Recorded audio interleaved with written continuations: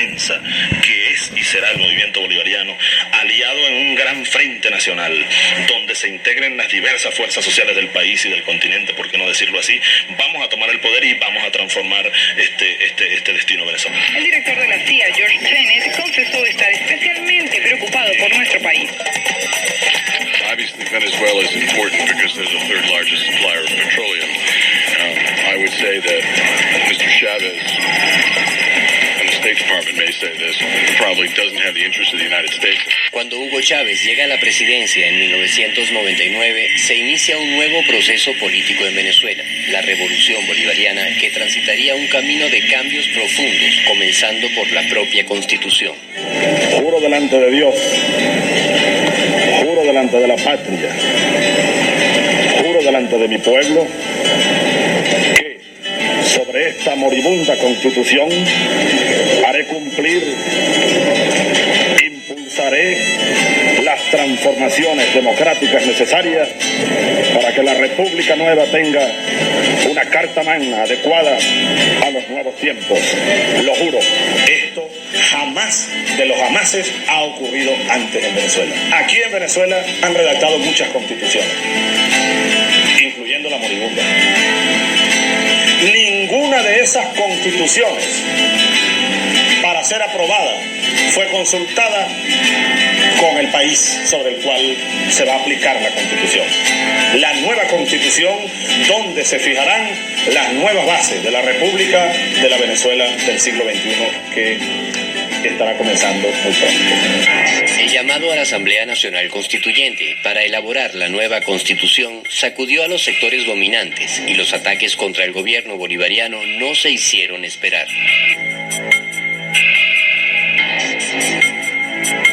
Que aquí se ha levantado una campaña pero tan irracional contra una idea que es absolutamente legítima, está en cualquier universidad, en facultades de derecho, en los textos constitucionales, en los textos de historia, está el tema del poder constituyente. Es un tema hermoso además.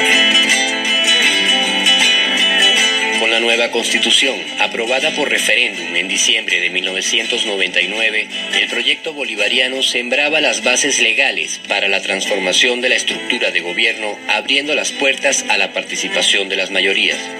La nueva Constitución establecía también el principio de un mundo multipolar, un objetivo que el imperialismo norteamericano no estaba dispuesto a tolerar. I'm a war president. I make decisions here in the Oval Office in foreign policy matters with war on my mind. La guerra que llevaba en mente no tardaría en ponerse en práctica.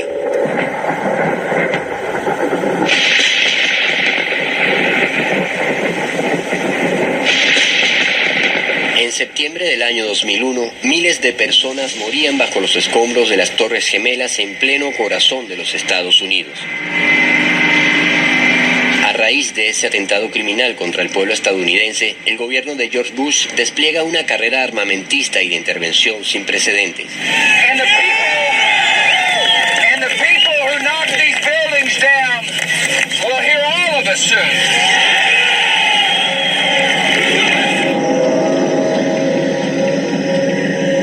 Las grandes corporaciones y las agencias del gobierno cerrarían filas en el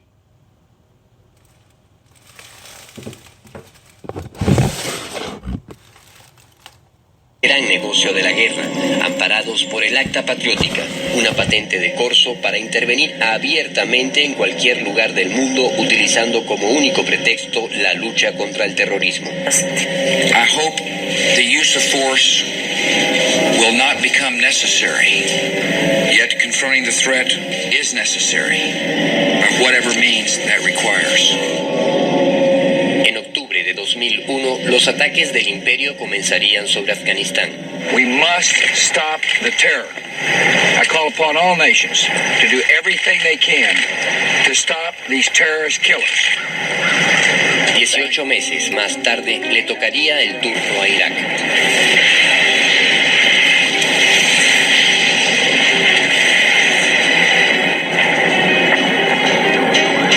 Miles de civiles son masacrados masacrados por los bombardeos del ejército estadounidense. Hombres, mujeres y niños que nada tenían que ver con el atentado a las Torres Gemelas cayeron bajo sus bombas en una acción que no guardaba relación con la lucha antiterrorista.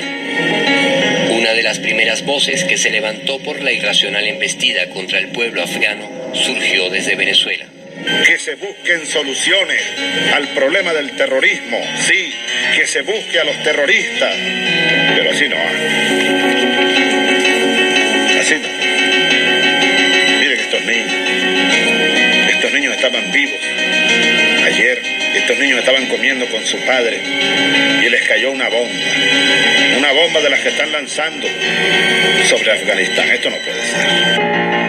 Chavez is consorting with narco-terrorists in Colombia. Atreverse a enfrentar el negocio de la guerra del imperio tiene su costo, y Venezuela lo pagaría a partir de aquel desafío. Durante los 2 primeros años del gobierno bolivariano se hicieron cambios profundos en muchas leyes y políticas. La nueva constitución bolivariana detenía el proceso de privatización del país que habían iniciado los gobiernos anteriores. La OPEP, organización que reúne a los países exportadores de hidrocarburos, se vio fortalecida con el impulso de Venezuela, quien asumió la presidencia en defensa de los precios del petróleo frente a las grandes potencias mundiales. Persiguiendo el ideal de la Unión Latinoamericana, se establecieron acuerdos energéticos con diversos países de la región. Para los grandes intereses del norte, Venezuela marcaba un rumbo muy distinto al de la globalización neoliberal, y desde aquellos momentos comienza a fraguarse un plan para salir del gobierno de Hugo Chávez Frías. La excusa fue el acercamiento de Venezuela a la República de Cuba. Con el argumento de que Venezuela se convertiría en un país sin libertad, los sectores de oposición desatan una intensa campaña contra cualquier iniciativa de cooperación entre ambas naciones.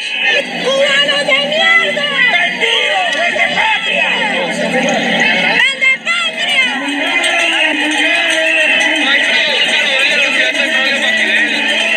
No hay dinero para los pobres si hay petróleo para Fidel. Estas afirmaciones fueron ampliamente respaldadas por los grandes medios de comunicación de los Estados Unidos, reforzando la matriz de opinión pública mundial. Están adoctrinando a nuestros jóvenes con principios dogmáticos de Cuba para que denuncien a sus padres cuando hablen en contra del gobierno. En los primeros momentos de esta campaña se trató de hacer creer que el gobierno bolivariano se encontraba infiltrado por miles de agentes cubanos que en pocos meses darían un vuelco hacia una dictadura comunista en Venezuela. El caso más elaborado y sonado fue el del falso agente cubano Juan Álvaro Rosabal, cuyo testimonio, ampliamente divulgado por los medios, alarmó al país al afirmar que junto a él se encontraban 1.500 agentes más en Venezuela. Y hacer un trabajo ideológico dentro de la población de Venezuela con vistas a que saliera un próximo presidente que no sabíamos cuál era, un próximo para ver si sabíamos que venía algo de izquierda que se iba a hacer en América. Despertó este viernes y señaló que desde hace 3 años hay agentes de su país infiltrados en Venezuela y que hoy en día incluso hay cerca de 1.500 militares. Un espía que se prestó para este juego de tratar de ayudar a Fidel en la invasión que nos está haciendo al pueblo de Venezuela. Pero al final, el falso espía reveló que había sido contratado para ser la estrella de aquella campaña de mentiras. Juan Álvaro Rosabal se siente engañado. Dispuesto a enfrentar su responsabilidad, ahora cuenta otra historia sobre su vida en Venezuela. Admite que vino en el año 97, pero no en labores de seguridad, sino buscando mejoras económicas. Contratado por la mafia cubana de Miami para protagonizar este show, el falso espía lo confesó todo a cámara, pidiendo disculpas por la farsa montada. Pasar el mal momento de haber engañado toda esta mentira. Existencia de una estructura de propaganda muy bien organizada y financiada, que junto a otros elementos y el apoyo de la mafia de Miami, revelaban la existencia de una estructura de propaganda muy bien organizada y financiada, que continuaría creando matrices de opinión para destruir el proceso de cambios en Venezuela. En diciembre de 2001, la federación que reúne a los grandes empresarios organiza una huelga general ante las nuevas leyes impulsadas por Chávez. Hacemos una exhortación a todos los empresarios a que se mantengan perseverando entonces en esta lucha que hoy hemos iniciado y que mantengan sus Santa Marías abajo, sus puertas cerradas, que mañana los trabajadores no se hagan presentes en sus puestos de trabajo. Pero el apoyo de la población a las nuevas medidas llevó al fracaso del paro. Venezuela pierde. Entonces, ¿qué fe de cámara quiere Venezuela? ¿Cuál es ese amor a la patria, a la nación? ¿Cuál es ese amor que están dando? Ninguno. Toda la mayoría de las personas están trabajando y las camionetas están trabajando y los comercios están abiertos también y hay mucha gente que están trabajando. Yo creo que ese fue un fracaso. La receta del perfecto golpe de Estado que los gobiernos estadounidenses habían aplicado en América Latina por 50 años les fracasaba en Venezuela al chocar con el enorme apoyo popular con que contaba la revolución bolivariana.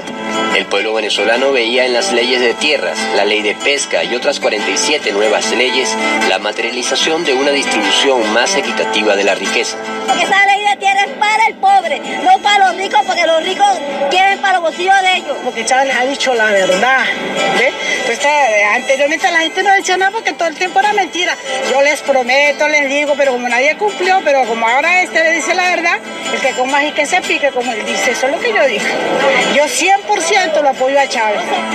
Y por esa razón, todos los días que me queden a mí de vida no son míos, sino que le pertenecen al pueblo heroico de Venezuela.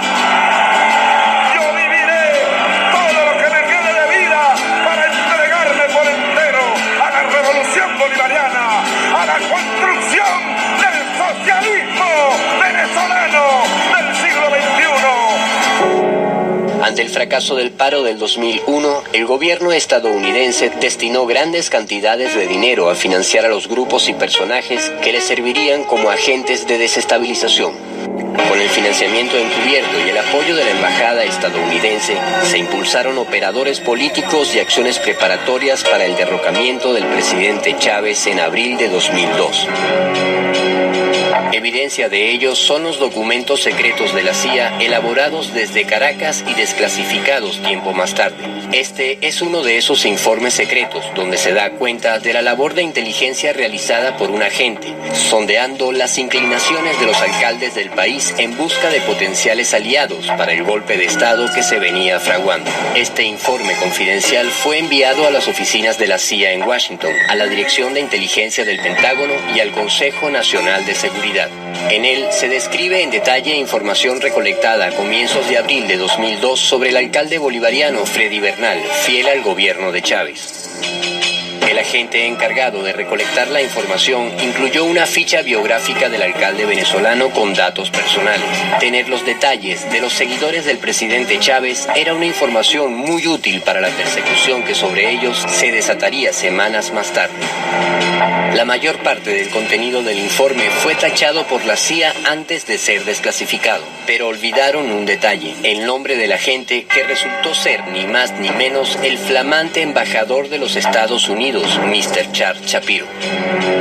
Así funciona la intervención del norte, empleando como personal de inteligencia a funcionarios diplomáticos, embajadores cuya misión no es representar a su país, sino desestabilizar a los países anfitriones, realizando un trabajo de inteligencia y reclutamiento entre figuras de la política, la televisión, periodistas, directores de medios como Víctor Ferreres, quien para la época manejaba la televisora más comprometida con la conspiración.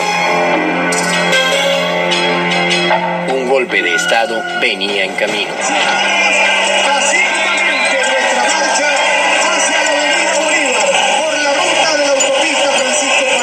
En abril del año 2002 se produce el golpe de Estado. Una manifestación de oposición es conducida por sus líderes al sitio donde se encontraba otra manifestación de simpatizantes del presidente Chávez. En el lugar, los golpistas habían preparado una emboscada con participación de francotiradores que desde los edificios dispararon contra ambas manifestaciones. ¡Señor! alguien que estaba allá en el segundo piso de ese edificio comenzó a disparar y un muchacho que estaba aquí con nosotros fue herido en la cabeza. El clima de terror había sido creado. Culpando al presidente Chávez, tenían la justificación para dar el golpe de Estado. A todas las Fuerzas Armadas, por favor, actúen. Este gobierno ya es ilegítimo. Lo importante es que ahora asuma la responsabilidad ante el país de renunciar